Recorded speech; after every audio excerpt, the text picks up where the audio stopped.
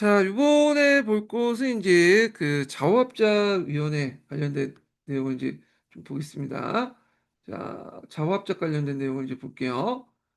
자, 여기 보면 그 가와 나에 들어갈 말을 이제 순서대로 쓰고 밑줄진 기울기를 두 가지 쓰시오 이렇게거든요. 자, 여운형과 김규식 등이 여러 차례 해학 끝에 모스크 삼상회의의 결정에 근거하여 민주주의 임시정부를 수립할 것. 후회 중인 여기 들어갈 게 뭘까요? 미소 공동위원회죠. 미소 공동위원회. 미소 공동위원회를 속개할 것. 유상매입과 무상분배를 위한 토지 개혁을 시행할 것을 내용한 뭐죠? 예, 좌우합작 친원칙이죠. 좌우합작 친원칙. 예. 그래서 이제 있고 자 기획에 두 가지 쓰시오. 그래서 우리 한민당은 이 발표를 받아들이기 힘듭니다. 위원회 설치 이후에 좌우가 의견 차이로 대입했던 문제를 절충하여 이 원칙을 발표했는데 자 이때 이제 아까 얘기한 것처럼 자익과 우익이 각각 의견을 제시했는데 이때 그 의견 차이가 뭐냐? 첫 번째 토지 개혁 방식이죠. 자익은 무상골수 무상분배, 우익은 유상매수 유상분배를 주장하면서 평행선을 달렸고요. 그래서 치원 측은 이제 이를 절충하면서 유조건 몰수 무상분배라는 독특한 결론을 이제 도달했다는 거. 그래서 이제 지주에게 일정한 부상을 하주되 그 농민들에게 공짜 주자. 전자는 우익, 후자는 자익이죠. 그다음 친일파 문제에 대해서도 이제 뭐냐면 자익은 즉각적인 인적 청산을 요구했지만 우익은 법적 절차와 신중률을 내세웠고 결국에는 이제 입법기관 안에 이제 뭐 입법기구를 제안해서 사법적 절차를 거쳐서 처리하자. 그래서 이렇게 이제 결론을 냈고요. 자, 그런 것들을 이제 쓰시면 되고요. 그 외에도 그 뭐냐면 신탁통치나 삼상회의의 어떤 선언 지지 여부 문제. 그러니까 신탁통치 같은 경우에는 그 삼상회의 선언 지지는 박헌영 같은 경우에는 그 총체적 지지를 냈고 이에 반해서 영운형은 부분적 지지를 냈고 뭐 이렇게 이제 쓰시면 되겠습니다. 그 미군정에 대한 입법기구에 대한 인식 문제 뭐 이런 것들 자 그래서 이제 이렇게 있고요. 그 다음에 넘어가서 10번 문제 볼게요. 자 10번 문제는 이제 남조선 가도입법위원회하고 뭐 미소공동위원회 뭐 등등 있는데 자 요거는 이제 좀 관련된 내용 한번 읽어보겠습니다. 자 요거 읽어볼게요. 첨부하신 이미지의 텍스트 내용은 다음과 같습니다.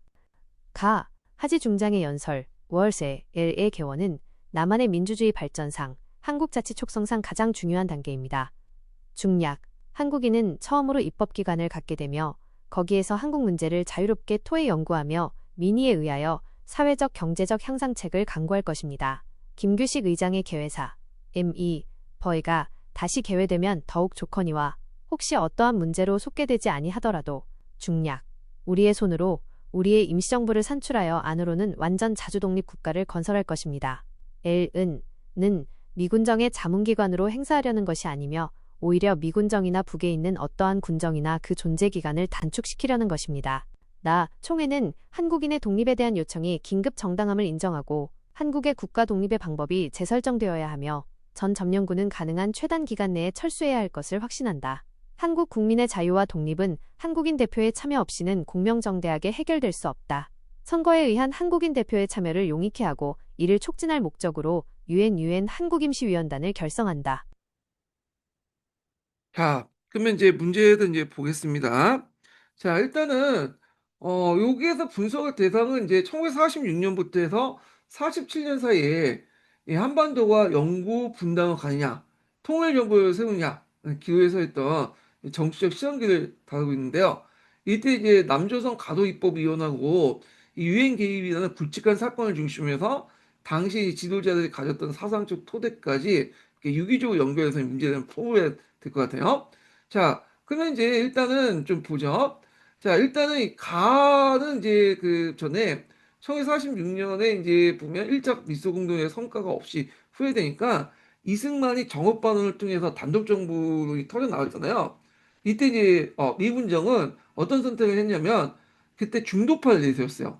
중도 좌파 우파를 내세워서 꼭 극우와 극자를 이제 배제하고 중도파를 내세워서 좀 더 국면 전환을 하려고 했죠. 그래서 이들을 잘 양성해서 뭐냐면 친미화 시킨 다음에 친미화시킨 다음에 후에 이제 통일정부 구성할 때 이들 중심으로 통일정부를 구성하면 친미정권이 만들어질 거예요. 그래서 그 전 단계로서 이제 뭐냐면 남조선 가도입법위원을 이제 만들었다. 이렇게 보시면 되겠습니다. 그래서 요게 기획에 들어갈 것은 남조선 가도입법위원이죠. 예, 남조선 가도입법위원 이렇게 있고 그 다음에 이제 있는데 이게 1946년 12월 달에 개원을 했고 개원사 관련된 내용이고요.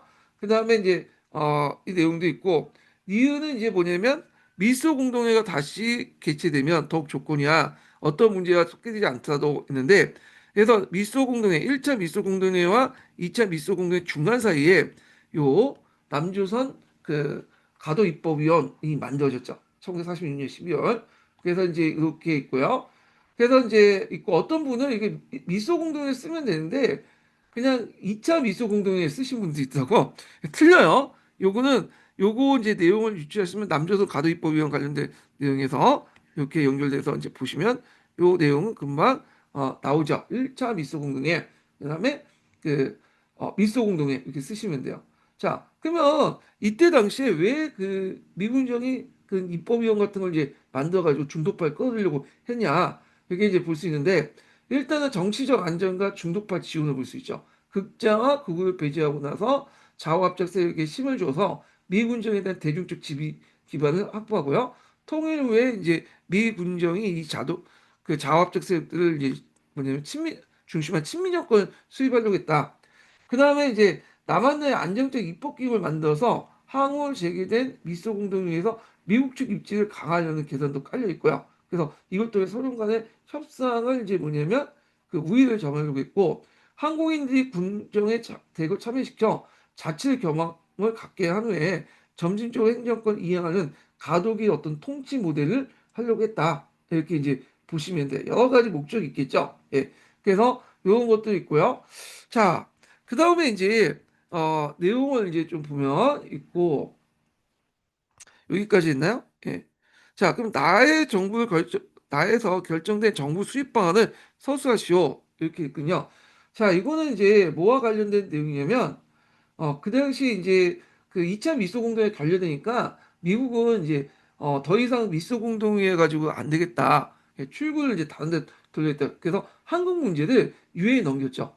그래서 요게 이제 관련된 내용이에요. 유엔 총회에 넘겼는데 자, 유엔 총회에서 어떤 결정을 내냐? 그래서 한국 임시위원장 감시하되 인구 비례에 따른 남북한 총선거를 실시하자. 이렇게 이제 했어요.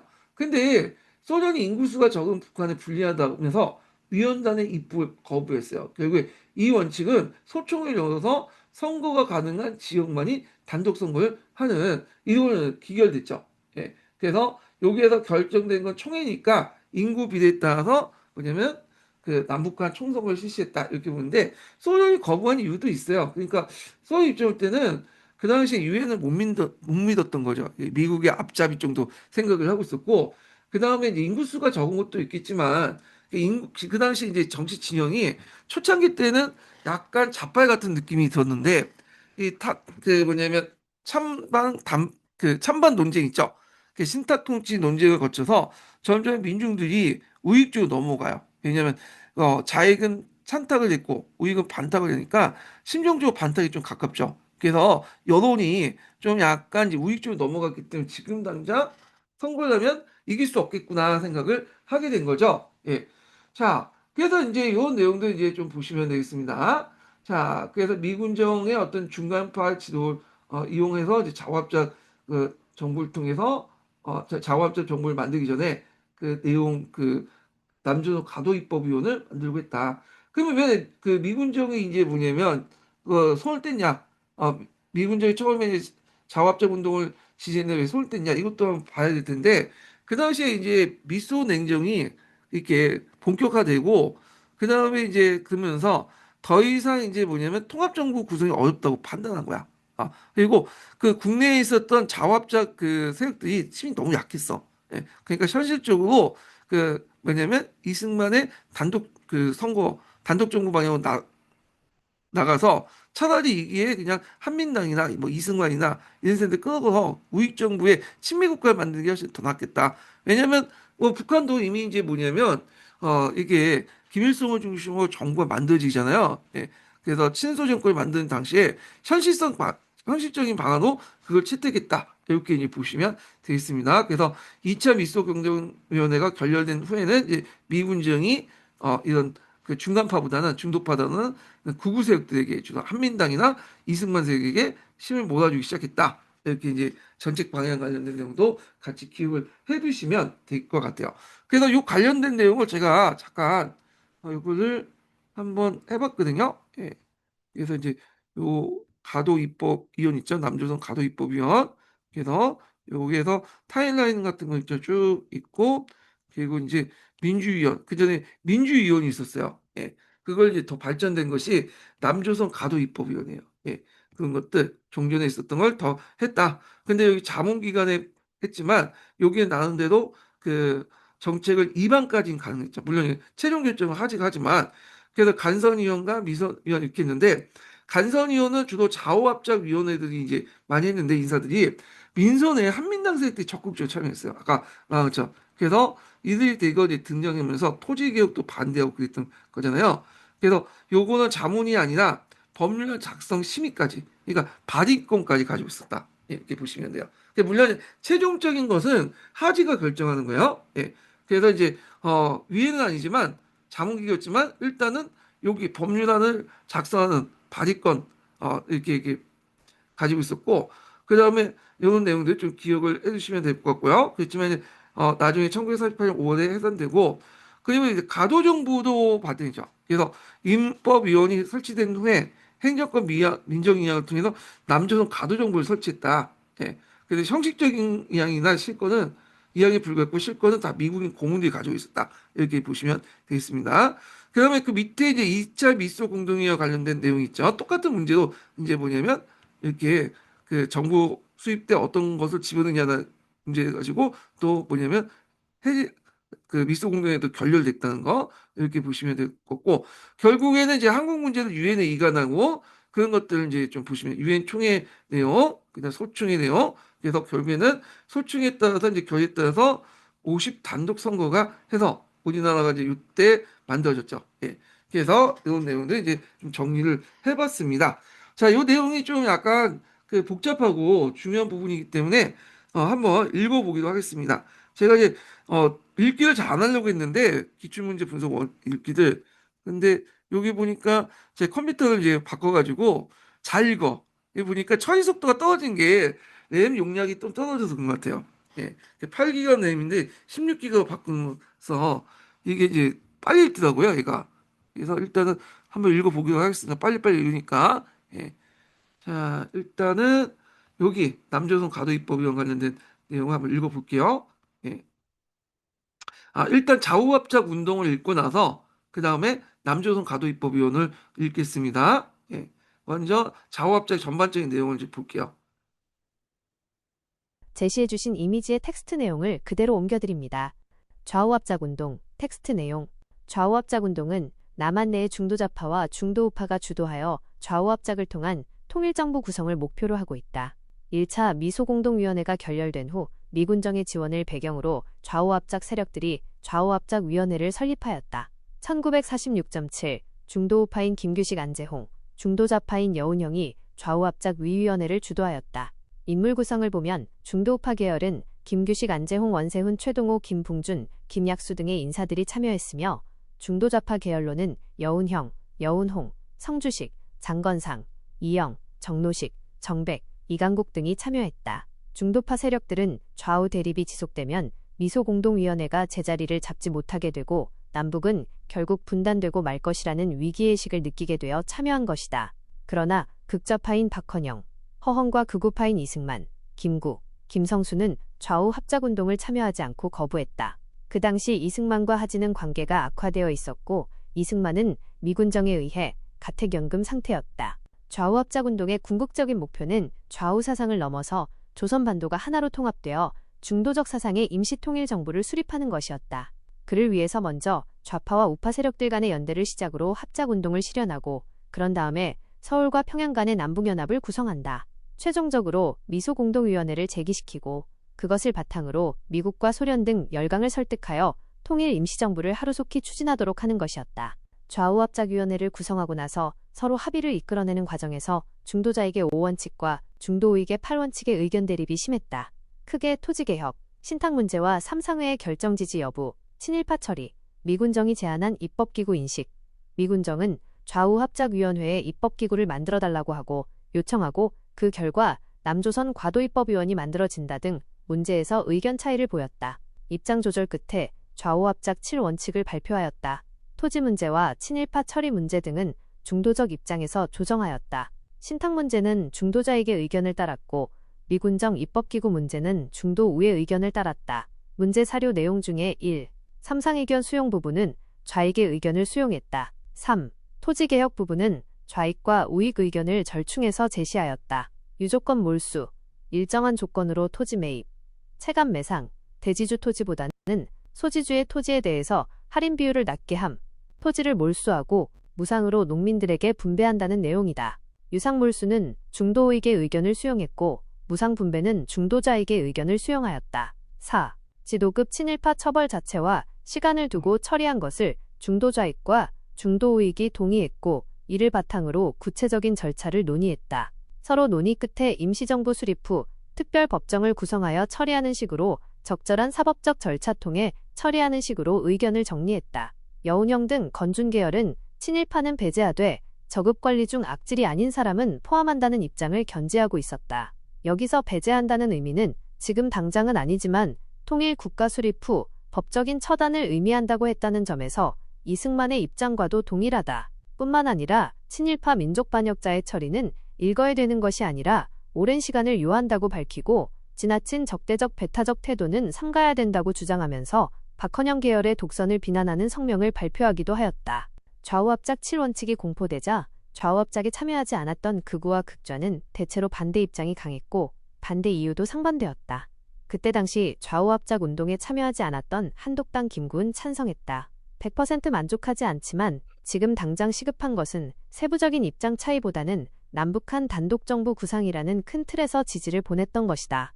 반면에 이승만은 좌우합작 정부 수립은 공산당이 반대하고 파괴운동을 전개하기 때문에 현실성이 없고 남한만의 단독정부 수립을 주장했다. 지주 중심으로 구성한 한민당은 유조건 몰수와 무상분배는 재정이 많이 들어가는 일이기 때문에 현실성이 없다고 반대했다. 그들은 좌우합작운동이 토지의 무상몰수와 무상분배를 추구하는 적화 논리라고 비판했다. 김성수 등 친일파가 상당수 차지하기 때문에 당연히 친일파 처벌 반대했다. 한민당과 이승만 등의 반대편에 있던 박헌영도 다른 이유에서 반대했다. 박헌영의 조선공산당은 초기에는 미군정과 협조관계를 유지했지만 정판사위 조집회 사건 이후 미군정이 조선공산당을 탄압하여 좌우합작 7원칙이 공포된 당시에는 적대관계로 돌변한 상태였다. 초기에는 중도자파인 여운형이 추진한 좌우합작운동에 대해서 호의적 시각에서 접근했지만 미군정과 관계가 틀어진 후에는 여운형을 비롯한 중도 좌파 세력을 미국과 연계한 기회주의자로 비난하기 시작했다. 그리고 여운형의 인민당에 심어놓은 자기 사람을 통해 인민당에서 여운형의 당권을 빼앗고 노동당, 남조선신민당, 인민당을 합작하여 남노당을 결성했다. 여운형은 그 후 사회노동당을 창당했다. 조선공산당이 7원칙에 반대한 이유는 토지의 유상몰수, 미군정이 제안한 입법기구 참여 결정, 모스크바 삼상회의 부분적 지지, 친일파의 소극적 처벌 등을 반대했다. 토지의 유상몰수는 지주이익을 위해 인민경제를 희생시킨다는 이유로 창설한 입법기구의 권한은 미군정 하지의 거부권을 넘어설 수 없다는 이유로 반대했다. 그리고 좌우합작위원회는 모스크바 삼상회의를 부분적으로 지지했을 뿐 총체적으로 지지하지 않았다고 비난했다. 모스크바 삼상회의 협정문에는 좌우합작을 통한 임시정부 구성이 아니라 조선민주주의 단체로 있었고 그 당시 좌우합작 운동을 곱게 보지 않았던 박헌영이 비판했던 것은 당연한 것이다. 신탁 통치 부분도 좌우합작 7원칙에는 빠져 있었다. 친일파 처리도 즉각적인 처벌을 주장하고 친일파 처벌의 대상도 지도급자만 처벌하자는 여운형보다 범위가 넓었다. 문제의 답변으로서 문제 사료와 관련된 좌익과 우익의 반대 입장을 분석 내용 중에 골랐으면 될 것 같다. 자, 그러면 이제 있고 그 다음에 볼게 남조선 가도입법위원과 유엔 관련 활동 내용을 한번 읽어보겠습니다. 예. 새롭게 첨부해주신 이미지의 텍스트 내용을 그대로 옮겨드립니다. 남조선과 도입법위원 및 유엔 관련 활동, 텍스트 내용. L기구는 남조선과 도입법위원, 약칭 입법위원이다. 가, 자료는 1942년 12월 12일 오전 12시에 입법위원 개원식에서 미군정 사령관 하지와 의장인 김규식 연설 내용이다. 1946년 3월엄 1차 미소공동위원회 별 성과를 거두지 못하고 휴회에 들어갔다. 미군정은 이때 대의기구 및 준입법기구 역할을 하는 L남조선과 도입법위원을 개설하였다. 이 기구의 설치 목적은 좌우 합작 세력을 지원하여 미군정에 대한 대중적 지지 기반을 확산하고 소련과의 협상에서 미국의 입지를 강화하려고 하였다. 더 나아가서 입법위원들을 군정에 대거 참여시켜 자치의 경험을 갖도록 한 후 이들에게 행정권을 이양하려 하였다. 단독정부 수립과 미소공동위원회의 재개에 대비해 남한의 중간파 중심에 안정되고 강력한 과도정부를 세우려 하였다. 미군정은 기간 동안 공식적으로 입법기구는 존재하지 않았지만 미군정은 조선의 조선인화 정책을 표방하면서 그들의 정통성을 뒷받침해줄 한국인의 대의기구에 설치하는 데 관심을 가지고 있었다. 그 일환으로 1946년 2월에 남조선 대한국민대표민주의원, 약칭 민주의원 개원하였다. 민주의원은 의장인 이승만을 포함하여 총 28명의 의원으로 구성되었다. 그러나 민주의원은 미군정의 자문기관으로서 역할에 그쳤고 입법위원이 개설된 후에 해체되었다. 입법위원은 모스크바 3상회의 결정에 따른 통일 임시정부가 수립때까지 정치적, 경제적, 사회적 개혁의 기초로 사용될 법령 초안을 작성해 군정장관에게 제출하기 위한 기구이다. 총 90명에 구성된 입법위원은 절반은 미군정이 선발한 관선의원, 다단계식 간접선거로 선출된 민선의원으로 구성되어 있다. 미군정은 김규식, 여운형 등 좌우합작 인사를 관선의원 임명하는 등 좌우합작 세력에게 힘을 실어주었다. 그러나 민선의원에는 대한독립촉성국민회, 이승만 지지세력, 한민당 인사, 지방유지 등이 대거 선출하였다. 일정 납세액을 기준으로 하는 차별선거 도입을 가져온 부작용이었다. 입법위원은 김규식을 의장을 중심으로 부의장 2인을 두고 법무사법, 내무경찰, 재정경제, 산업노동, 외무국방, 문교후생 등 8개 상임위원회와 6개 특별위원회를 두어 입법기구와 유사한 조직을 구성하고 각종 법률안을 제정, 심의 등을 하는 권한을 가지고 있었다. 1948년 5월 해산될 때까지 미국 수집령, 조선임시 약헌 등을 제정하였다. 입법위원은 한국인에 의해 운영되는 최초의 근대적인 민주주의 정치기구이다. 하지만 입법위원회에서 제정된 법령은 군정장관의 동의에서만 효력이 발생되었기 때문에 오늘날 의회처럼 정식 입법기구가 아니라 미군정에게 법률 발의 정도 할 수 있는 자문기구 성격을 가지고 있었다. 남조선과 도입법위원 보충자료 799 또한 미군정은 행정권의 민정이양을 위해 남조선과 도정부 1947을 설치하였다. 형식적으로는 미군정이 행정 업무를 한국인에게 점진적으로 이양되는 절차를 밟았으나 실권은 거부권을 가진 미국인 고문에게 여전히 남아있었다. 남조선과 도정부는 대한민국 정부가 수립되자 해체되었다. 입법위원, 남조선과 도정부 수립 등 미군정의 시도는 중도파를 제외한 좌파와 우파 모두의 반발 및 소련 측의 무관심으로 성과를 거두지 못했다. 미군정이 좌우합작을 지원하여 통합과도정부를 구성하려고 할 때 이승만은 1946년 4월 전국 순회 강연을 통해 단독정부 수립운동을 전개하였다. 정읍에서 모스크바 협정을 파기하고 남한만의 단독정부 수립을 공개 표명하여 미군정과 갈등을 빚었다. 2차 미소공동위원회가 결렬된 후에 미군정이 단독정부 수립 방향을 돌아서자 이승만과 미군정은 갈등 관계에서 유착관계로 전환되었다. 1947년 7월 2차 미소공동위원회가 개최되었다.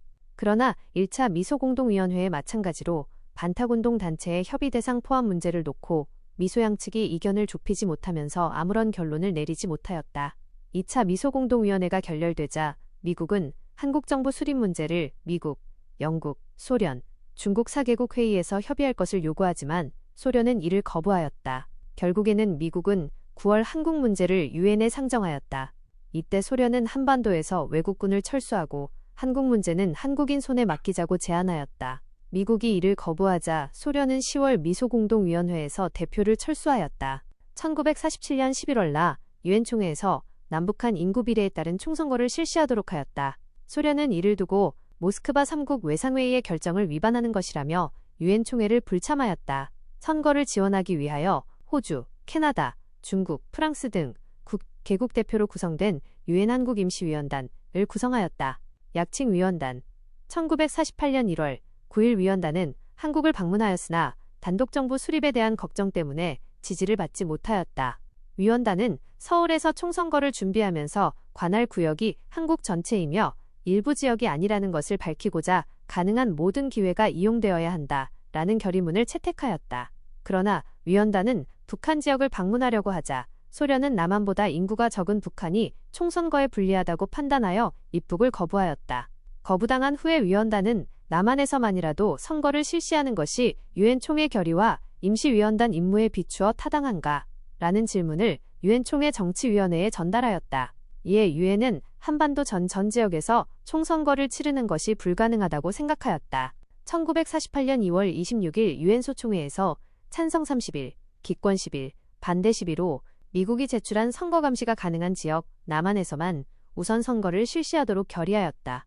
유엔 소총회는 유엔 총회 소집이 쉽지 않아 총회의 기능을 대리하기 위해 설립된 기구이다. 소련 진영 국가들은 회의와 표결에 불참하였다. 유엔 소총회 결의문의 핵심은 유엔 한국 임시위원단이 접근할 수 있는 한국 지역에서 결의 제2호에 서술된 계획을 실행하는 것이 위원단의 책임이라는 것이었다.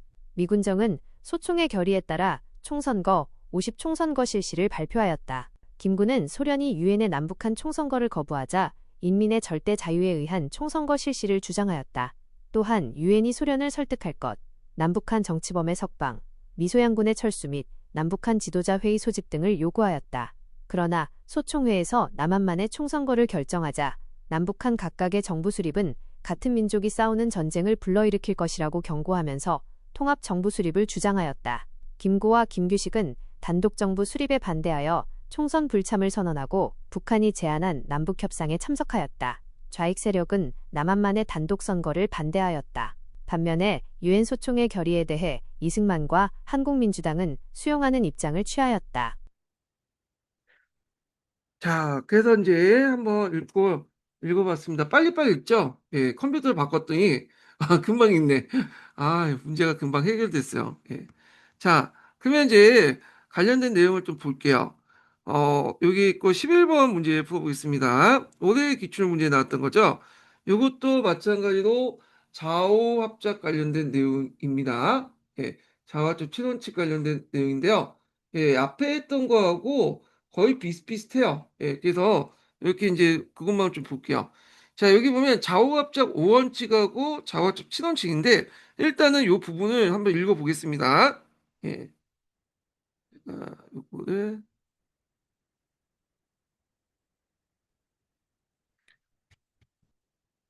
쭉 앞으로.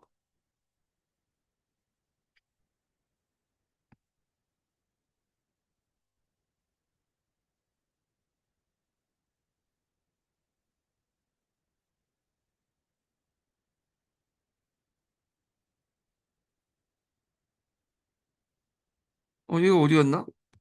잠깐만요.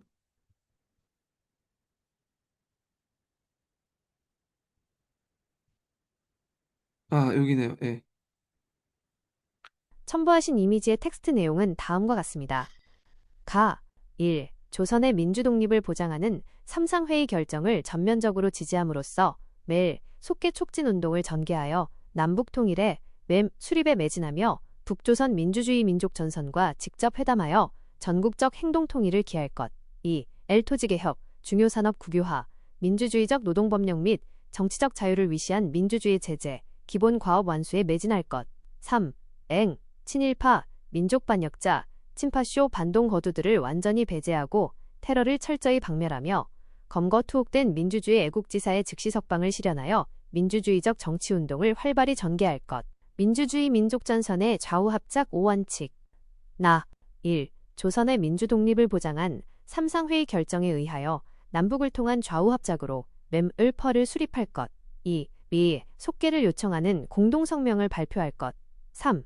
토지개혁에 있어 중약, 토지를 농민에게 무상으로 분여하며 중약, 중요산업을 국유화하며 중약, 민주주의 건국과업 완수에 매진할 것. 4. 친일파 민족 반역자를 처리할 조례를 본 합작위원회에서 입법기구에 제안하여 입법기구로 하여금 심의 결정하여 실시케 할 것. 좌우합작위원회의 합작 7원칙. 자, 그러면 이제 한번 보겠습니다. 아까 이제 했던 거하고 이제 연결돼서 보시면 돼요. 자, 여기 보면 기역에 공통돼 들어갈 명칭과 니은에 공통돼 들어갈 명칭을 쓰시고 있군요. 일단 이제 민족주의 민족전선에서 좌우합작 5원칙을 내고 있고, 7원칙이죠. 요건 앞에 이제 5원칙 같은 경우에는 중도 좌파와 중도 우파와 극자가 이제 만들어 놓은 거예요. 그래서 이제 있고, 여기는 좀 박헌영의 의견이 좀 많이 들어가 있어요. 그렇지만 좌우합작 7원칙은 얘네들이 극자가 빠진 다음에 그 중도 좌파와 중도 우파의 의견이 많이 들어갔다는 거. 그래서 여운형의 의견이 좀 많이 들어갔다. 예, 이렇게 이제 보시면 되겠습니다. 자, 그러면 일단은 기획의 공통점에 들어갈 것은 뭘까요? 삼상회의에서 결정한 세 가지 중에 하나가 뭐냐면 미소 공동회의죠. 예, 미소 공동회의가 있는데 이게 1차 미소 공동회의가 결렬된 후에 속개를 해라 이런 내용이죠. 요게 이제 있고 그 다음에 이제 속개 요청이 또 이제 여기 보면 자업적 지원칙에 들어가 있죠. 그래서 삼상에 관련된 내용은 많은 부분이 이제 자의 측의 의견을 많이 받아들였다. 이렇게 보는데 다만 전체적으로 총체적으로 지지한 게 아니라 부분적 신탁 논의가 빠져 있죠. 그래서 요거는 부분적 지지라고 보시면 돼요. 근데 이제 여기에서는 총체적 지지라고 이제 보시면 되고요. 요건 아까 전에 누가 주도했다고 했죠? 박헌영이 주도했고 이런 것들을 이제 염두에 두셔서 보시면 될 것 같고요. 자, 그다음에 니은에 공통적으로 들어갈 명칭 쓰시오. 요 니은, 어, 요 니은에 들어갈 명칭은 뭐냐면 민주주의 임시정부야. 민주. 그래서 삼상회의에서 이제 그 당시 민주주의 임시정부를 이제 구성해서 4개국 그 단체와 협의해가지고 뭐냐면 뭐 신탁 통치를 몇 년을 할 것인가. 최대 5년이지 꼭 5년만 하는 게 아니라 최대가 5년, 맥시멈으로 따져갖고 뭐 1년 할 수도 있고 2년 할 수도 있고 3년 할 수도 있고 아예 안 할 수도 있는데 그러거든요. 그래서 그때 그냥 좀 좌우가 좀 단결해가지고 신탁 통치를 그냥 받아들였으면 뭐 1, 2년이라도 지금 통일될 수 있을지 모르겠거든요. 하여튼 좀 약간 민족적인 감정에 좀 격해가지고 그런 것 같아. 좀 현실의 눈을 보고 좀 약간 그랬는데 좀 안타까워요. 예. 자, 그 다음에 이제 여기 보면 간을 작성한 집단을 네, 밑줄친 이해를 위해서 제시한 방안을 선거제도와 관련해서 한 가지 쓰시오 있거든요. 요거는 약간 이제 논문 관련된 내용을 이제 파악을 하셔야 될 텐데 제가 이제 기출문제 분석 강의실에 거기 논문 실어놨거든요. 어떤 분이 이제 그걸 공유해 주셔갖고 그걸 이제 저도 이제 공유하고 AI 강의를 또 했어요. 예, 그래서 그거 참조하시면 될 것 같은데 자 선거제도와 관련돼 갖고 이제 쓰라고 했잖아요. 그래서 이때 이제 친일파 민족 반역자, 친파쇼 반동 거두들은 선거권과 피선거권을 배제한다. 이렇게 보시면 돼요. 예, 그래서 자익 측이 이제 있는데 그래서 이렇게 이제 박탈한다. 예, 완전히 배제한다. 이렇게 이제 보시면 될 것 같고요. 자, 그 다음에 이제 여기 보면 밑줄친 미은의 토지 확보 방안을 밑줄친 디귿의 차이점을 중심으로 한 가지 쓰시오 이렇게 있거든요. 자, 여기 보면 이제 토지 개혁을 관련돼서 보통 세 가지가 있죠. 하나가 뭐예요? 그냥 몰수하는 거. 그러니까 친일파들. 그다음 유족권 몰수. 그러니까 뭐 일정한 토지를 가지고 있는 사람만 몰수하고. 그다음 체감 말세는 토지 소유의 비례에 따라서 그냥 매수가를 달리 정하는 거. 요걸 이제 한 방면에 요게 이제 자익 측의 이제 위기하는 토지 개혁은 철저식 북한식 토지 개혁이죠. 무상 몰수. 예? 이런 것을 통해서 이제 토지를 확보한다. 그래서 요 내용이 이제 차이가 있다. 확보 방면이 이제 각각 차이점이 있다. 이렇게 이제 보시면 되겠습니다. 그래서 앞에 있던 내용들을 이제 이렇게 염두에 도 보시면 될 것 같고 예전에 문제가 쭉 나왔기 때문에 여기 자화합작 운동하고 자화합작 친원칙을 꼭 봐주세요. 뭐 수능에도 자주 나와요. 요거는요. 예. 그래서 이렇게 이제 보시면 되겠습니다. 자, 그 다음에 이제 문제를 또 풀어보죠. 예, 그 다음 문제를. 예. 자, 하기 전에 마지막 인증번호 알려드릴게요. 마지막 인증번호는 25번입니다. 예, 마지막 인증번호 25번이에요. 자, 요거는 이제 뭐와 관련된 내용이냐면 반민족 행위 처벌 관련된 내용이야. 예. 그래서 이때 이제 재헌호법이 만들어지고 나서 그 당시 이제 우리나라에서 법으로 반민족 행위 처벌을 하겠다고 이제 공언했어. 그리고 또 두 번째로는 토지 개혁을 하겠다고 한 거죠. 그래서 구체적 법률이 이제 뭐냐면 만들어졌죠. 이게 반민족 행위 처벌법이야. 예. 그리고 그거에 따라서 이제 뭐냐면 반민특인데 이 반민족행위처벌법은 아까 말처럼 재헌헌법 제101조에 근거에 한 소급입법이야. 소급입법을 이제 했다. 그래가지고 이런 내용도 있고요. 그런데 이게 곧바로 시행되지 못하고요. 좀 약간 시간이 지체됐죠. 왜냐면 중간 사이에 이제 이 법이 1948년 9월 22일인데, 그러니까 말 잘못했네. 그게 이제 원래는 이제 그걸 당장 그 재헌헌법 만들고 나서 곧바로 시행을 해야 되는데 이 법이 좀 약간 이제 만들고 나서 좀 지체됐어. 이게 48년 9월 22일 날 만들고 그리고 나서 이제 곧바로 지체 그 해야 되는데 그 중간 사이에 뭐 여순 순천 사건도 있고 대구 유견대 관련 사건도 있고 유엔의 한국 승인 문제 등이 겹치면서 지연되다가 1949년에 가서 반민족 행위에 대한 처벌 여론이 높아지니까 이 법이 이제 뭐냐면 시행됐다 이렇게 보시면 돼요. 그래서 제가 이제 약간 정리를 잘 안 된 상태에서 말을 했는데 일단 헌법에 의해서 101조 헌법에서 그 있고 헌법 101조에 있고 그 헌법에 의해서 48년 9월 22일 날 반민족 행위 처벌법을 이제 만들었지만 앞에서 언급한 것처럼 여러 가지 문제에 입각해서 뭐 여수 순천 사건이라든지 대구 유견도 등등 해가지고 결국에는 이제 나중에 49년에 가서 뭐냐면 만들어진데 그때 1월 5일 날 반민특위가 결성이 돼가지고 했다. 그래서 이때 법의 제정을 계기해서 결성한 명칭은 반민족 행위특별조사위원회 풀네임 넣고 줄여서 반민특위라고 하죠. 예. 그래서 요 관련된 내용을 한번 읽어보겠습니다. 자, 반민족 행위 처벌법 관련된 내용 한번 읽어볼게요. 예. 어, 첨부하신 이미지의 텍스트 내용은 다음과 같습니다. 제1조 일본 정부와 통모하여 한일합병에 적극 협력한 자, 한국의 주권을 침해하는 조약 또는 문서에 조인한 자와 모의한 자는 사형 또는 무기징역에 처하고 그 재산과 유산의 전부 혹은 2분의 1 이상을 몰수한다. 제2조 일본 정부로부터 자기를 받은 자 또는 일본 제국의회 의원이 되었던 자는 무기 또는 5년 이상의 징역에 처하고 그 재산과 유산의 전부 혹은 2분의 1 이상을 몰수한다. 제3조 일본 치하 독립운동자나 그 가족을 악의로 살상 박해한 자 또는 이를 지휘한 자는 사형, 무기 또는 5년 이상의 징역에 처하고 그 재산의 전부 혹은 일부를 몰수한다. 자, 그러면 이제 내용을 한번 볼게요. 자, 1조는 이제 주로 반민족 행위 처벌자는 이제 어떻게 했냐면 매국노, 그러니까 한일 합방에 이제 그 합병에 이제 협력자들, 주권 침략의 조약 조인자들 이렇게 있고, 그다음에 2조는 자기 수요자들. 그러니까 일본이 이제 우리나라 병탄하고 나서 뭐 남작이니 백작이니 뭐 이렇게 자기를 수요했잖아요. 그다음에 또 중추원 의원들, 이 제국이라는 걸 중추원 의원들 얘기하는 거예요. 그런 것도 있고. 자, 3조라는 것은 독립운동가의 박해자들, 악질, 고등계 경찰들 하는 거죠. 그러니까 이제 자발적으로 이제 하고 아주 이제 적극적으로 한 사람들. 근데 여기 좀 보시면 알겠지만 소극적으로 한 뭐 생계형 뭐냐면 뭐 친일파들 그 당시 35년 동안 이제 지배를 받다 보니까 먹고 살려면 친일할 수밖에 없는 그런 상황도 있을 거 아니에요. 그럴 경우에는 좀 제외시킨 거라고 이제 보시면 되겠습니다. 그러면 이제 여기 보면 자 여기 이제 그 이게 왜 실패했냐 첫 번째로 보면 이승만 정부의 비협조한 노골적 방위 때문에 그래요. 예. 이승만 대통령은 당시 반공을 최우선 과제 삼았고 그 다음에 당시 행정부가 경찰 신부진 대다수가 일제 강점기 때 경찰을 했거나 공무원을 했거나 그런 사람들이에요. 그러니까 이제 이승만 자체는 일본을 싫어해 이 사람 자체가.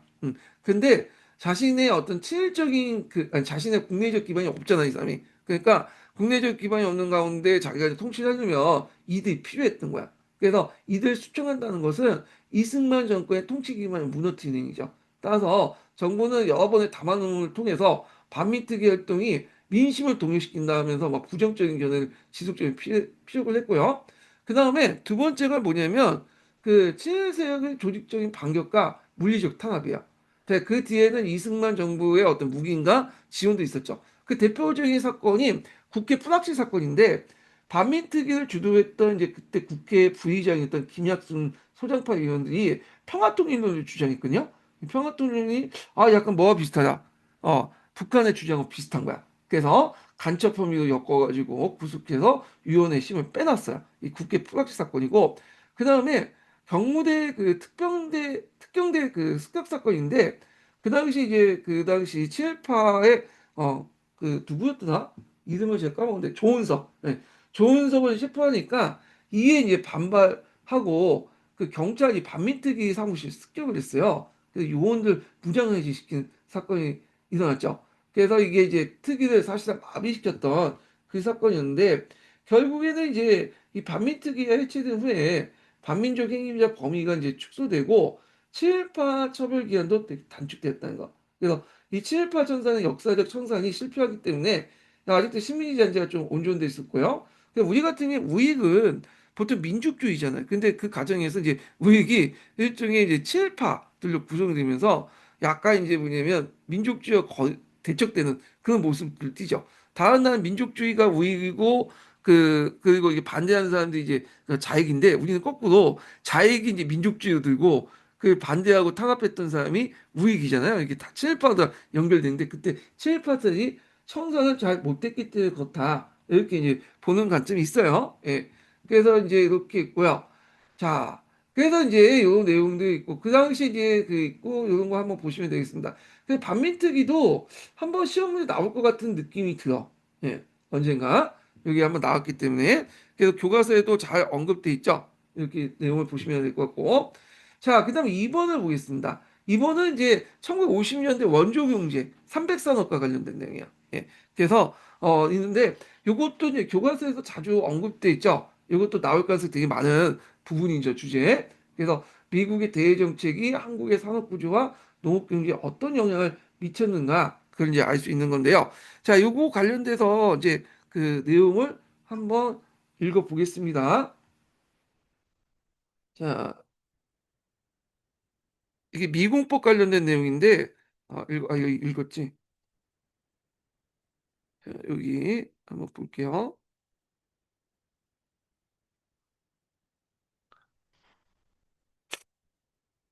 이것도 늦네. 왜 이렇게 늦었어?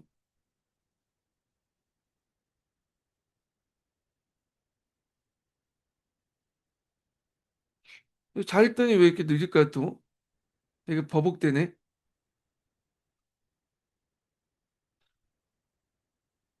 이 미국에 지금 미국에서 활동하나 보다. 미국 시간을 겹치면 얘가 좀 느리거든요. 예, 일단 이제 배제하고 일단 보겠습니다. 자, 제가 읽을게요. 번역 안 되기 때문에 제가 한번 읽어보겠습니다. 자, 미국과 우호를 맺고 있는 여러 나라 사이에 국제무역 확대하고 통화 교환을 촉진하며 미국 농업의 경제적 안정과 국가 복리를 증진하고 미국의 대외 정책을 장려하기 위해서 잉여 농산물의 최대 유효한 활용을 기하며 정상적인 매매량을 초과하여 잉여 농산물을 이제 민간 무역의 경로를 통해서 매도하는 방향을 갈구하고 뭐 쭉 있는데 자 요거는 이제 뭐와 관련되는 거냐면 미공법 관련된 내용이에요. 미공법. 그래서 그때 이제 미국에서 잉여 농산물을 이제 많다 보니까 잉여 농산물을 어떻게 처리할 것인가 하는 것이 이제 큰 문제였어요. 예전에는 그냥 바다에 갖다 버렸는데 좀 안타깝잖아요. 거기다 또 그 아깝잖아요. 거기다 또 냉전 체제가 이제 가속화되면서 이 신생 그 독립국들을 자기 편을 끌기 위해서 뭐냐 원조를 좀 해줄 필요가 있겠죠. 그래서 1954년에 이 원조법, 미공법을 만들었고 그 남아도는 것을 갖다 버리지 않고 그 나라에 이제 이렇게 뭐냐 원조를 내주는 그 법을 통과시켰고요. 그거에 입각해서 우리나라도 이제 뭐냐면 혜택을 받았다 이렇게 보시면 되겠습니다. 자, 그러면 이때 이제 우리나라에서 이제 그 혜택을 받고 나서 그때 이제 그 어떤 사업이 발달됐는가 이걸 이제 물어봤잖아. 그래서 요게 이제 삼백산업이라고 되게 유명하죠. 예. 왜 삼백산업이냐? 요게 이제 제분산업.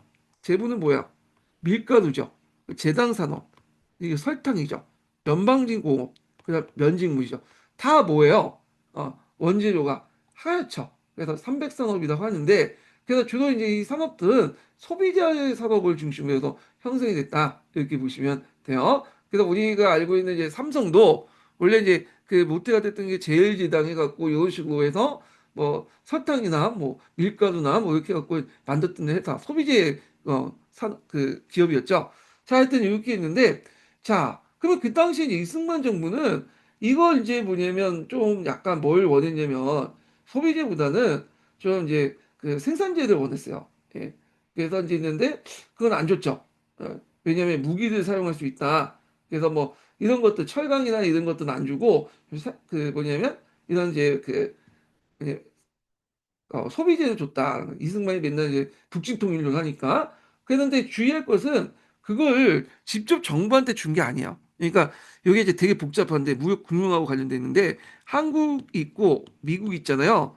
근데 이제 한국이 미국 정부가 국가로 이제 돈을 이런 식으로 달러를 준 게 아니에요.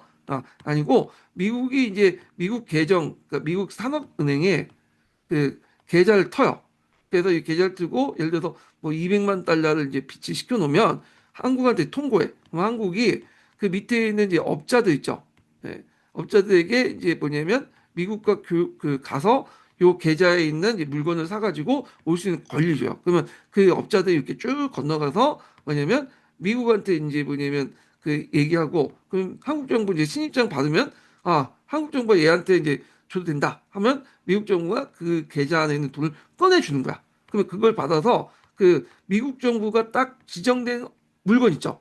그러니까 아까 얘기한 그런 이제 300 밀가루 설탕 면직물만 사가지고 한국에 와갖고 파는 거죠. 예. 그래서 이런 식으로 이제 한다. 이렇게 보시면 돼 있습니다. 그러니까 미국 정부가 한국 정부에 그대로 둔 게 아니에요. 주고 아니고 한국 정부는 그 당시에 이제 판매 수익금의 일부를 뭐에 이제 비치해 놓으면 대충 자금에 이제 비추네요. 그래서 이 대충 자금을 해가지고 그걸 가지고 주 미국의 무기를 구입을 하거나 그다음에 이제 이런 데 쓰이는 거죠. 예. 그래서 국내 이제 무기 구입이나 그 미국 국내 이제 그 군사비 그다음에 미국 구입 무기 그다음에 또는 이제 그 경제 개발 이런 데 비용을 산다. 이것도 다 이제 뭐냐면 미국과 협정을 통해서 한 거야.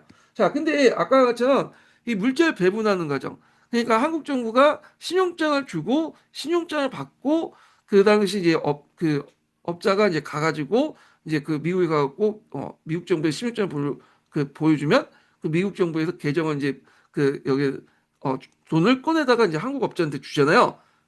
그러면 이 한국 정부 가져와서 이제 뭐냐면 팔면 막대한 부를 얻게 되잖아. 그 과정에서 어떤 업자를 선택하느냐에 따라서 정경유착이 형성이 되고요. 그 과정에서 우리가 아는 신흥 재벌들이 등장하게 됐다. 미국 정부, 한국 정부부터 이제 뭐냐면 정치가한테 돈을 주고 신용장을 받은 다음에 그 신용장을 가지고 미국에 가서 막대한 물량을 가져와서 갖다 팔으면서 막대한 이득을 챙겼다. 이렇게 이제 보시면 되겠습니다. 자, 그러면 이제 요게 또 두 번째 물어본 게 뭐냐면 한국의 농업 경제에 끼친 긍정적 영향과 부정적 영향. 이걸 이제 보는데 자, 일단은 이제 그 세상에는 공짜 정신이 없죠. 그러니까 이제 항상 그 뭐냐 빛이 있으면 어둠이 있다고 긍정적인 영향도 있고 부정적인 영향도 있어요. 자, 긍정적인 영향은 일단 전쟁 직후에 극심한 식량 부족과 기후 문제를 해결했어요. 왜냐하면 막대한 밀가루가 가져오면서 이제는 그걸 먹을 수 있잖아요. 예. 그래갖고 이제 있고 그걸 바탕으로 또 농산물 가공 사업이 이제 식품 산업이 발달되는 계기가 되었다. 그래서 이제 제조업 성장의 동력이 되었다. 이렇게 보시면 돼요.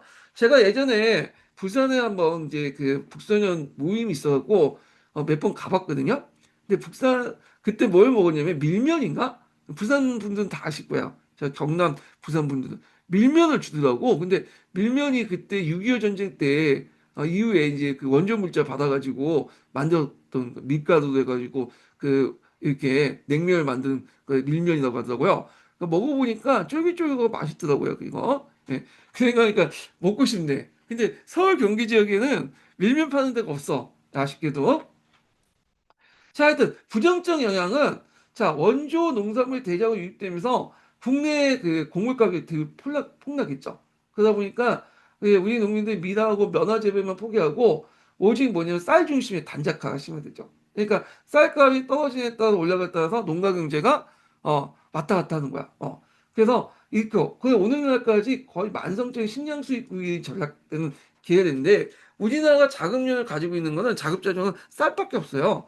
나머지는 뭐 밀이나 뭐 이런 건 다 수입해 오잖아요. 예. 밀 사업이 아예 폭삭 망했기 때문에. 근데 우리나라 빵값이 높은 것도 그 최근에 뭐 단합했다고 해서 있는데 단합도 있겠지만 원재료 자체가 비싸서 그런 것 같아. 제 생각에는. 이런 것들을 좀 기억을 해 두시면 되겠습니다. 자, 그 다음에 넘어가서 3번을 볼게요. 3번. 3번을 보면 이게 이제 뭐와 관련된 내용이냐면 토지개혁과 관련된 내용이죠. 토지개혁. 자, 여기 보면 자, 요거인데 제가 이제 나중에 제가 지금 이거 못 만들었어. 지금 코드에서 그 토큰 이용해 갖고 이제 토지 개혁 관련된 그 내용을 좀 만들려고 했는데 못 만들었어. 이렇게 토큰 수가 제한이 있어 갖고.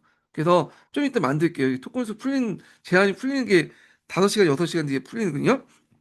그래서 하여튼 요 토지 개혁 관련된 내용 과정들을 좀 얘기를 만들어서 이제 거기에다 첨부를 좀 해놓겠습니다. 예. 자, 하여튼 이렇게 볼게요. 자, 여기 보면 이제 토지개혁, 그러니까 농지개혁이 있는데, 농지개혁을 왜 했냐? 이거부터 이제 아까 말한 것처럼 해방 직후에 우리 민중들의 이제 최대 영원, 그때 이제 농민들이 대부분이었죠. 아직 농업사회다 보니까. 자기 땅을 갖는 거야. 경자유전. 그러니까 경자 간 사람이 뭐냐, 땅을 갖는 그걸 원했어요. 근데 북한은 이미 정부가 수립되기 이전부터 1946년에 무상 몰수, 무상 분배는 파격적인 카드를 이제 꺼내들었고, 그러니까 이에 이제 자극받은 미군정은 당연히 자기도 할 수밖에 없죠. 그리고 이승만 정부도 할 수밖에 없어. 왜냐, 안 하면 사회주의 확산되잖아. 그래서 남한의 사회주의 확산 받고 체제를 안정시키기 위해서 반드시 토지 문제를 해결할 필요가 있거든요. 그래서 이 농지 개혁은 북한 간의 체제 경제적 성격을 띠고 있다. 이런 걸 보셔야 돼요. 그러다 보니까 이제 예전에 문제 중에 그 앞에 일제 강점기 때 문제 기억나시죠? 남한하고 북한하고 이렇게 비교하는 토지 문제 개혁 관련된 비교 내용이 그 문제 만들어졌잖아요.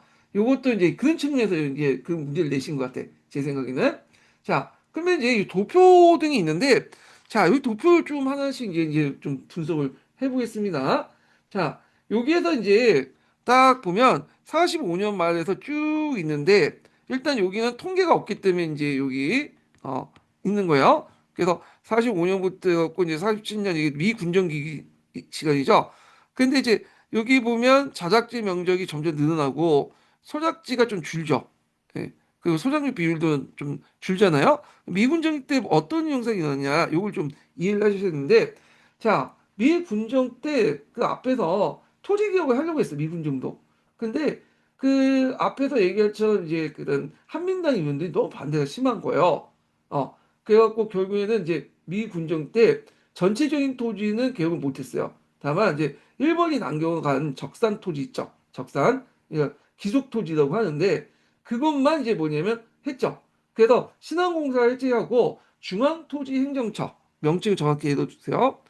종전에 이제 일본의 이제 그 재산을 그 처분하기 위해서 그 신한공사를 뒀는데 이 신한공사를 해체하고 중앙토지행정처를 설치했어요. 그래서 일정한 기준에 정해서 토지를 분배했어. 그때 이제 기속재산 중에 토지가 80% 처리되고 20%는 나머지 이승만 정부로 넘어갔다고 하거든요. 그러니까 이제 요때 소작지 면적이 줄고 자작지 면적이 좀 올라간 건 뭐냐면 요때 처분된 토지 80%. 예, 아까 이제 적산이라고 하는 그 적산은 우리가 이제 한 거고 미국에서는 그 기속 재산이라거든요. 적산은 이제 우리가 얘기하는 거고 기속 재산이라고 이제 하는 건데 자 하여튼 요걸 이제 뭐냐면 했다. 그다음에 이제 여기 보면 이제 48년 이후부터는 우리나라 정부가 수입되고 나서 이렇게 했는데 자 요게 이제 쭉 해서 우리나라 정부 안에서 또 기속적 농지가 처분됐죠. 20% 정도 처분해서 나눠줬고요. 근데 여기 좀 눈여볼 게 뭐냐면 47년 말부터 해갖고 지주의 인위 처분이 넘어가. 왜냐하면 이게 뭐냐 북한처럼 한 나라씩 팍 밀어붙여갖고 한 게 아니라 이게 이제 그 미 군정부터 해갖고 그 뭐냐면 나중에 이제 우리나라 정부가 수입하고 나서 그다음 토지 개혁하는 과정에서 이제 여러 가지 논의가 일어났잖아.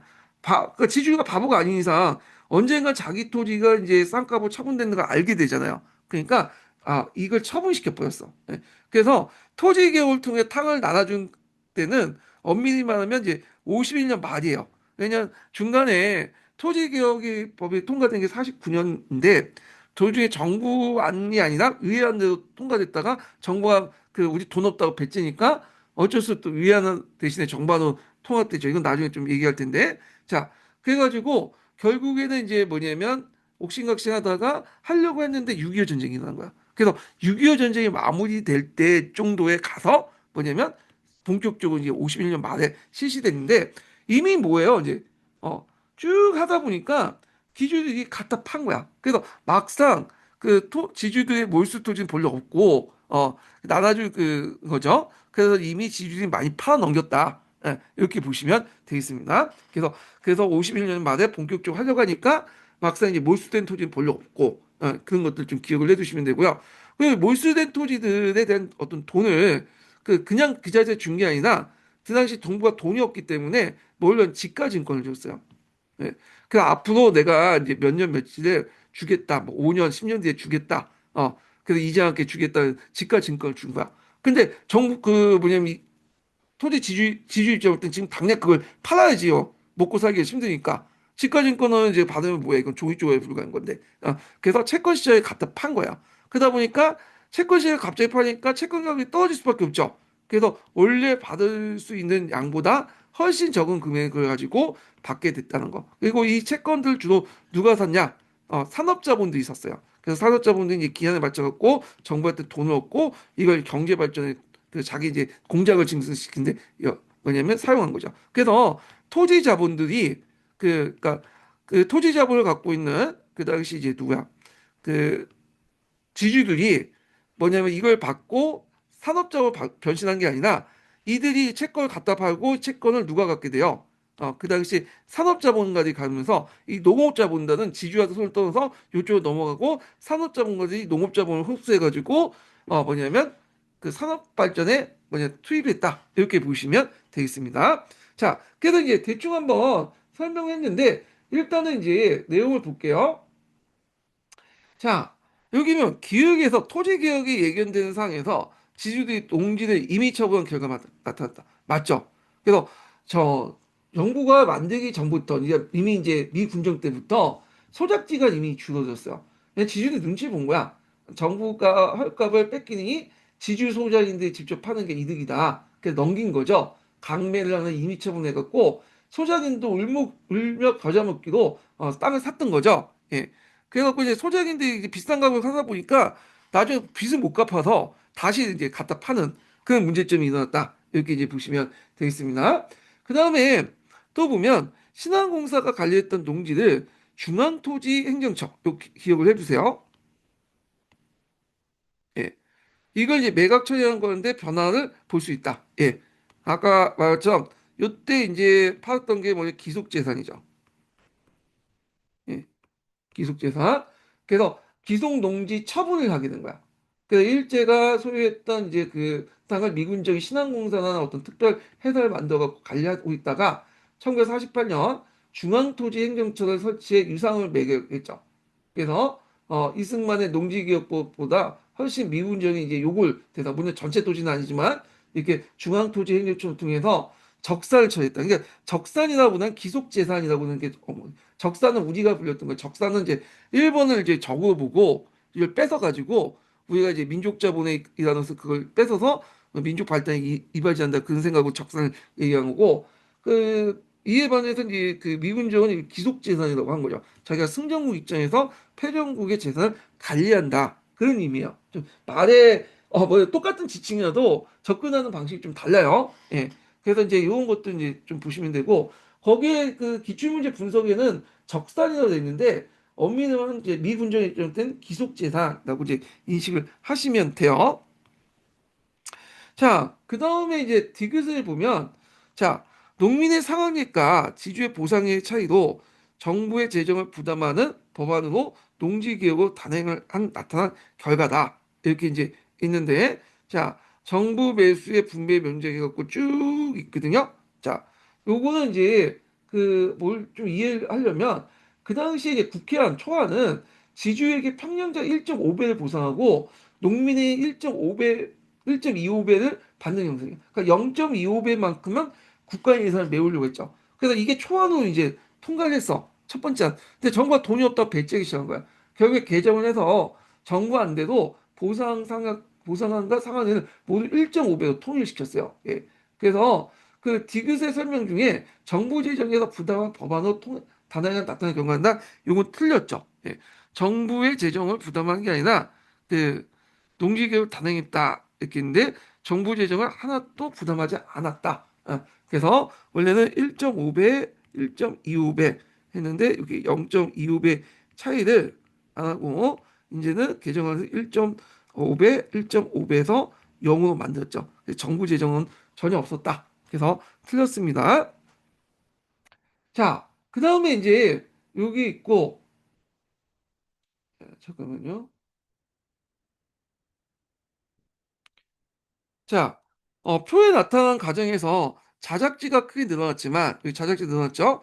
영세 손원 경영체제의 문제점 미해결 가지고 남게 됐다. 맞죠? 그래서 자작지가 넘었지만 자작지가 이게 뭐냐면 균분 했죠. 그러니까 조그맣게 이제 균분을 했기 때문에 이게 이제 하려면 이제 대규모 생산을 하려면 강작이 필요하잖아요. 그러니까 똑같이 그러니까 군분해서 이제 나눠가는 데서 소규모 각각의 소규모 토지를 갖기 때문에 문제점이 나. 그래서 지주 소작제는 이제 역사서에서 하였지만 분배될 토지가 너무 작았어. 그래서 1가구당 3정보다는 상한선도 있었고 대규모 자본주의 농업을 하려면 좀 커야 되잖아, 미국처럼. 근데 이런 강작 경험이 못했죠. 그 영세 소농 경험을 머물게 됐고요. 자, 그래서 이제 이후에 이제 산업화 과정에서 이촌환경 현상이 가속하는 배경이 되기도 했다. 거기에 가지고 이제 땅 가지고 먹고 살기가 어렵기 때문에 도시가 노동자가 되었다. 이렇게 이제 보시면 되겠죠. 지금 농촌에 가보시면 그 어르신들만 있죠. 그래서 60 먹으신 분이 막내라고 할 만큼 대부분 고령화 됐어. 70대, 80대. 그분들은 땅을 가지고 있어요, 지금. 근데 농사를 지금 못 짓고 있어요. 그래서 그 예전에 한번 강의를 듣는 분 중에 농촌 출신 분이 한 분 계시더라고. 예. 자기 집안이 농사를 하는데 자기 집안에 할머니, 할아버지만 있대요. 그래서 농사를 짓는데 힘들지 않느냐 했는데 전혀 힘든 게 없대. 왜냐면 할아버지, 할머니들이 농사를 짓는 게 아니라 농업 직원들이 와서 짓는다는 거야. 그 토지를 위탁한다는 거야. 그러면 이제 농업에서 그걸 다 모아가지고 이제 농업 직원이 와가지고 농사를 짓는 거야. 기계를 통해 농기구를 통해서. 그래서 오늘날 강작은 돼 있어. 요즘에는 그 농부들이 안 지어요. 그 우리가 알고 있는 이제 농사들 갖고 막 농부들이 그게 안 짓고 다 농업 지원들이 이제 뭐냐면 기계식 그 농기계를 통해서 농기를 통해서 대량 경작을 하는 거죠. 예, 그래 식으로 오늘날 강작 됐어. 자, 하여튼 뭐 이상하게 됐는데 자, 그래서 답이 이제 기흥, 니은, 니은인데 여기 있고 예, 이런 것도 있다는 걸 좀 기억을 해두시면 되고요. 자, 그 다음에 4번을 보겠습니다. 4번. 4번은 이제 이게 정근대 시각 근현대를 거쳐가지고 농업 관련된 내용이야. 그래서 이게 15점짜리인가? 15점짜리가 아니라 15점, 아니 15점, 아니 15년도 문제야. 15년도 문제. 15년도 문제인데 여기 보니까 재미나의 강의 대본에 15점짜리 초고난도 통합형 문항 이렇게 되는데 그건 아니고요. 예, 그 이제 여러분들 강의 대본 못 보시니까 이제 얘기를 제가 얘기한 건데 애도 좀 이해를 잘못한 것 같아. 이거 15년의 문제야, 15년. 되게 객관식 주관식 기출 문제가 이제 14년부터 시작됐죠. 그래서 15년인가 해서 몇 년도까지야? 그 16년, 15년인가? 15년, 16년까지인가? 하여튼 요 기간 동안은 몇 년 동안은 10점짜리 문제가 있었어요. 10점짜리가. 지금은 없잖아요. 그때 없어진 게 16년인가 17년인가 그때 없어진 걸로 이제 기억이 나는데 그때 이제 10점짜리 문제가 있었는데 20점짜리 문제는 논술형 문제였어요. 예. 그래서 다른 건 단답형, 기입형 문제였는데 요거만은 좀 약간 논술식으로 내자 한 취지에서 이렇게 했는데 이때 이제 한국사 문제를 이제 10점짜리 낼 때는 이런 식으로 이렇게 뭐냐면 좀 약간 이제 정근대와 근현대를 포괄하는 그런 문제를 이제 낸 적이 있거든요. 예, 요거가 관련된 거야. 요거. 그래서 이제 요 내용은 이제 요거 다 나는 아까 나는 있죠. 요거는 요거 있죠. 10년도 기출 문제를 뺏겨낸 거 같고 보고 요거는 이제 여기다가 플러스해서 낸 것 같아요. 그래서 요 부분을 한번 읽어보기도 하겠습니다. 예. 자, 어디까지 읽은 거야? 어, 여기 있네요.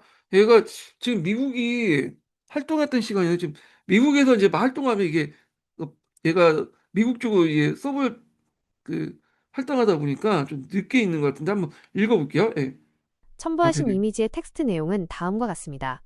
가, 큰 도적이 운문과 초전에 운거하여 도망한 무리를 불러 모아 주연을 노략질하였다. 왕이 소식을 듣고 근심하여 대장군 금종걸, 장군 이지순 등을 보내치게 하였다. 고려사, 나 수만 명이 무리를 지어 읍내에 모여 서리들의 가옥 수십 호를 불사르고 부수어서 그 움직임이 결코 가볍지 않았다. 병사가 해산시키고자 장시에 나가니 흰 수건을 두른 백성들이 중략, 재물을 횡령한 조목, 아전들이 세금을 포탈하고 강제로 징수한 일들을 면전에서 여러 번 문책하였다. 임술록, 다, 일본의 쌀 소비는 연간 6,500만여 석인데 일본 내 생산고는 5,800만여 석을 넘지 못해 해마다 그 부족분을 제국의 다른 지역 및 외국의 공급에 의지하는 형편이다. 게다가 일본의 인구는 해마다 70만여 명씩 증가하고 있을 뿐만 아니라 국민 생활의 향상과 함께 1인당 소비량도 점차 증가하게 될 것은 필연적인 대세이다. 조선 산미증 식계획 요강, 라. 자, 나는 이제 아까 그 표 내용이고요. 자, 그러면 이제 내용을 이제 좀 보겠습니다. 자, 여기 가부터 해서 나, 다, 나의 핵심 키워드는 뭐냐? 여기 주제는 토지와 시체지가 둘러싼 지배층의 수탈과 뭐 민중의 대응 이렇게 이제 볼 수가 있는데, 자, 일단은 이제 무신 정권기 때 관련된 내용 볼게요. 여기 가죠. 예, 가 관련된 내용은 요거는 이제 1193년에 운문과 초전에 일어난 김삼인과 호심의 난이야. 원래는 따로따로 일어났다가 같이 이제 연합해서 했죠. 그래서 이때 이제 물어보는 게 뭐냐. 자, 있고. 자, 이거는 이제 가는 왜 일어나냐. 정치 배경을 이제 물어봤잖아요. 그래서 정치 배경 보면 가혹한 수탈과 중앙 통제에 약하죠. 그래서 문신들은 문벌 귀족보다 더 노골적으로 토지를 독점했어요. 이 과정에서 정부이 혼란해지고 신라 부흥운동이니 뭐 삼국 부흥운동이 또 이제 일어나잖아요. 그러면서 이제 이렇게 무신 정권의 수탈이나 키워드 이걸 이제 적어 놓으셔야 될 것 같고. 자, 그 다음에 나는 이제 뭐냐면 조선후기 때 그 정치와 지대 가능해요. 일단 나는 1862년에 무슨 논이죠? 임술농민봉기죠. 진주밀련. 참고로 우리나라 농민봉기가 잘 일어났던 것이 세 시기가 있었죠. 하나가 뭐냐면 남할 여초 시기 때. 그때 원종, 예노의 난, 적고조의 난, 그 시기가 있었고, 두 번째 시기가 무신정권 시기 때 있었죠. 예. 그 다음에 세 번째가 19세기 때 세도정 시기 때, 철종시대 때 일어났잖아요. 그러니까 세 번째 시기예요. 그래서 이때의 정치적 배경은 뭐냐면 여러분 알다시피 세도정 시기의 부패죠. 예. 그래서 여기 때 있었고, 어떤 분은 삼정의 문란이라고 적어놨는데, 근데 여기 이제 정치적 배경으로 묻잖아. 그러니까 삼정 문란은 물론 이게 채점 기준에 따라서 좀 달라질 수 있지만 이게 물치할 때는 모르겠는데 칼치할 때는 틀린 것 같아. 예. 재정적인 어떤 배경 이렇게 그런 게 아니라 자, 하여튼 그 당시 세도 정치기 때 이제 매간 매직을 통해서 임명된 수령들이 그 비용을 뽑아내 백성을 찌어찼죠. 그래서 이제 경제적으로 볼 때 이제 삼정의 물량은 또 총익자고 또 연결돼 있고 자 그러면 요때 이제 그 지대에 가는가 는 뭐냐 자 일단은 타조법이 있어요. 타조법 여러분들 아시죠? 수확량의 2분의 1을 내는 거죠. 미리 이제 그 농사를 짓기 전에 2분의 1을 내겠다고 하는데 되게 정률지대요. 그 다음에 또 하나가 도조법이죠. 수확량 상관없이 일정한 내를 내는 게 정액지대. 보통 이제 수확량 3분의 1 정도 이렇게 내는 것들이 있는데 그 외에도 이제 직조법이 있어요. 직조법. 직조법. 그래갖고 이 직조법은 뭐냐 하면 여기 이제 보면 여기가 이제 수학을 하기 직전 이거 수학을 한 후잖아요. 그래서 수학 직전에 이제 미리 2분의 1을 하겠다고 반땅을 하면 이건 타조법이 되고 그 다음에 수학이 끝난 후에 이제 이렇게 딱 해서 뭐냐면 정해진 양만큼 건적 보통 이제 그 3분의 1 정도 그러니까 이거 이제 정액제지만 가능상 3분의 1 정도 이렇게 하는데 직접법은 요 중간이에요. 예. 그러니까 수학 직전에 서로 이제 간평인 지주나 간평인 마름들이나 하여튼 소장이 모여가지고 그 미리 딱 보면서 얼마나 결정한 걸 이제 보는 거야.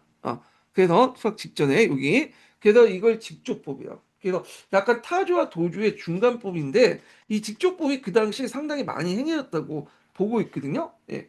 그래서 시험 답안을 그러니까 그때 이제 제가 들은 얘기예요. 이게 부산대 교수님이 내신 것 같은데 이게 우리가 좀 타조법이 맞기는 하는데 실제 답안을 어떻게 설정했냐면 도조법, 직조법, 그 다음에 이제 이렇게 정해놨대요. 예, 도조법하고 직조법. 그래서 요걸 이제 정해놓고 했다라고 이제 보고 있어요. 그리고 지대 근납파 세 가지를 정해놨다고 하는데 직조법도 그 당시 많이 행해졌던 거예요. 근데 타조법이 그냥 일반적인데 이 교수님은 도조법, 직조법, 지대 근납파 이렇게 세 가지 키워드로 이제 정해놨다고 하더라고요. 저거 그 밑에 이제 교수님 밑에 있는 제자분이 제 강의 듣다가 강의 들으신 분인데 그분이 이제 그 얘기를 해주시더라고요. 건너 건너 듣는 얘기를. 근데 건너 건너 듣는 얘기 때문에 정확하진 않고요. 예. 하여튼 그래요. 예. 그래서 요건 약간 이제 그 취재 교수님이 어떤 답을 정할 때 자기 주관적 관점이 좀 들어갔기 때문에 저는 그냥 타조법, 도조법, 직조법, 지대근납파 이게 다 이제 했습니다. 그래서 이런 것들 좀 기억을 해두시면 되겠고요. 그 다음에 다는 이제 여러분들 알때 산미증식계획이죠. 1920년대 산미증식계획 요강인데 자, 요때 이제 그 물어보는 거는 뭐냐면 그 여기 계획 명분을 갖고 있는 거야. 명분. 명분. 그러니까 이제 실질적인 명분이 아니라 여기 명분이잖아. 포면적인 명분이야. 예. 그래서 이제 포면적인 명분은 뭐냐? 첫 번째가 뭐냐면 조선 내 쌀 소유 증가에 대비하고 농가 경제의 향상을 도모한다. 그다음에 두 번째는 제국 내 식량 문제 해결해서 민생을 안정시킨다. 어, 그래서 그 당시에 이제 일본이 공업화하고 부족해진 쌀을 한국에 빼앗기 위해서 했잖아요. 그래서 우리나라에서 이제 가져왔는데 그 앞에 시간 얘기를 했죠. 그때 이제 명분을 하니까 첫 번째 명분은 그래도 좀 약간 대의 명분에 좀 맞는 것 같죠. 그래서 이제 정당성을 좀 갖고 있는데 두 번째는 이 명분을 내놓고는 완전 좀 노골적인 거죠. 제국 내 식량 문제 해결 민생 안정시킨다. 그러니까 국내용이라는 거야, 일본 국내용. 조선민족들이 이제 굶어 죽든 말든 간에 뺏어가지고, 뭐냐, 일본의 어떤, 국민들에게 준다는 얘기잖아요. 그래서 이걸 포면적으로 이렇게 내걸 필요 있나? 자기 그 이미지 관리도 있는데, 하여튼 대놓고 그지를 냈다 그거야. 그러니까 실질의 목적이나 뭐 포면적 목적이나 다 똑같은 거야. 표리가, 뭐냐면 일치하는 행동을 했다. 그래서 명분이라고 해도 두 번째 명분은 다 쓰실 것 같아 그냥. 뭐 실제 목적 갖다 쓰시면 되고 다만 이제 이게 두 가지다니까 요걸 노린 거예요. 조선 내 쌀 수요 증가 대비해서 농가경제 항상 도모한다. 이건 거꾸로죠. 이거는 뭐냐 농가 경제 항상 도모는 생각이 없었죠. 그건 진짜 명분이고 두 번째는 자신의 실제 목적인데 이것도 명분을 내걸었다. 이렇게 보시면 돼요. 예. 그래서 이렇게 이제 있는데 이런 걸 좀 기억을 해두시면 될 것 같고요. 예, 요게 나중에 그걸 띄어쓰기를 잘했네 편집하다가 예, 이렇게 띄어쓰기 하고 자 그다음에 이제 여기 있고요 그다음에 4번을 보면 아까 제 기출문제와 관련된 내용인데 자 여기 보면 뭐야 물어보는 게 자, 나 밑줄친 기획과 니은사의 소작지가 줄고 자작지가 늘어난 이유가 뭐냐? 1947년 말에서 49년 6월인데, 자, 요 사이에 요 때는 뭐냐? 우리가 생각하는 토지 개혁이 본격화되지 않았던데요. 예, 이때는 이제 막 입법화 과정하고 말들이 이제 많았던데, 그래서 이제 대한민국 정부가 드러나고 토지 개혁을 하기 직전에 만들 막 논의가 있을 직전에 왔다 갔다 할 때, 뭐 정반대 위안도 왔다 갔다 할 때, 왜 이게 자작지가 늘어났냐, 소액이 줄고 두 가지가 있죠. 앞에서 지금 미군정의 기성동지 분배, 그래서 미군정이 이제 신안공사를 해체하고 중앙토지행정처를 통해서 일본인 소유였던 기성농지를 소작인의 유상 분배를 했잖아요. 이런 것들이 이제 있고 두 번째로는 미군정 때부터 해갖고 뭐 이렇게 남한내에서 이제 하는 과정에서 뭐 논의가 있고 의안이 있다가 뭐 정부가 바뀌고 전쟁 터지고 그러다 보니까 지지율이 어차피 내가 이제 헐값을 넘길 바에는 그냥 처분하자. 그래서 지지율에게 소작인에게 사전 강요하거나 임의 처분했어. 그래서 북한의 모성불수 소식이니까 남한의 농지개혁 논의가 가시화되니까 지주들은 이제 정부의 헐값으로 수용되기 전에 소작인들이 높은 가격으로 땅을 미리 팔아쳤다. 이렇게 보시면 되겠습니다. 근데 소작인들도 높은 가격으로 이제 땅을 샀기 때문에 이걸 이제 제대로 빚을 못 갚으면 어떻게 돼요? 이 땅을 다시 팔 수밖에 없겠죠. 그래서 이 땅들을 모아서 또 신흥 지주들이 탄생했다고 이제 하기도 해요. 자, 그래서 이제 이런 내용들 이제 보시면 되겠습니다. 자, 그래서 이제 요 내용들 이렇게 보고요. 그래서 요거 하나하나가 문제가 될 수가 있죠, 나중에. 예. 그러니까 이제 요것도 문제가 될 수 있고, 요것도 문제가 될 수 있고, 요거 자체가 또 네 개의 주제로서 뭐냐면 문제를 낼 수 있다. 아, 그래서 요거 하나하나 주제를 파악을 해 두시면 되겠습니다. 예. 자, 그래서 이제 요 내용도 있고요. 그 다음에 잠깐 제가 이걸 옮겼나? 잠깐만요. 자, 요 내용을 한번 읽어보는 것도 좋을 것 같긴 한데, 내가 그때 해놨나? 아, 이거 없네. 내가 이거 옮길 걸로 생각했는데, 옮기지 못했네요. 예.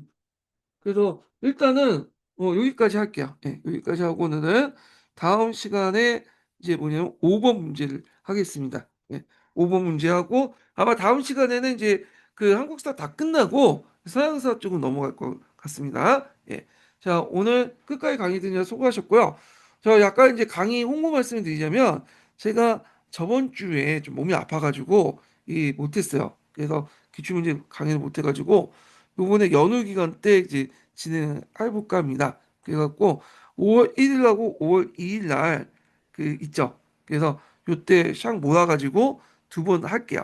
예, 연강하고 그 다음에 3일은 좀 쉬고 4일 5일은 또 제가 이제 그 어저께 그 서양사 강독을 이제 기출 강독을 하려고 하다가 기출 강의 분석을 하려다가 컴퓨터가 망가지는 바람에 못해가지고 오늘하고 서양사 강독을 좀 미리 그 못했거든요. 오늘 이제 기출문제 가져가고 오늘 하기는 서양사 강도 못해가지고 서양사 강도도 한강 이제 밀려졌잖아요. 그래서 보강할 필요 있어갖고 4일하고 5일 날 이렇게 보강을 하겠습니다. 예.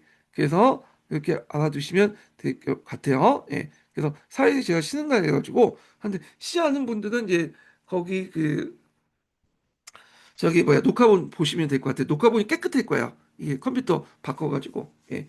자 그래서 이렇게 해서 이제 진행할 거예요. 물론 이제 그 다음 주에 가서 저 일이 있으면 또 바꿔질 수가 있어요. 예. 자 오늘 끝까지 강의 들으냐 수고하셨고요. 예. 다음 주에 뵙겠습니다.